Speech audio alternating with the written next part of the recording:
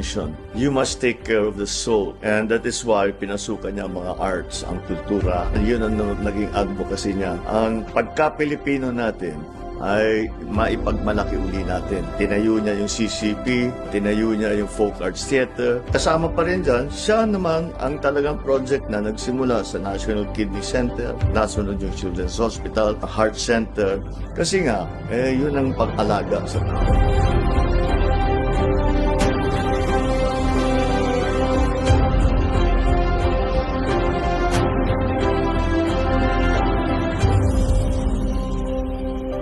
Napakarami. Siguro, para sa lahat, nadaanan yung nakaraang 3 taon, ramdam na ramdam yung kanyang specialty hospital.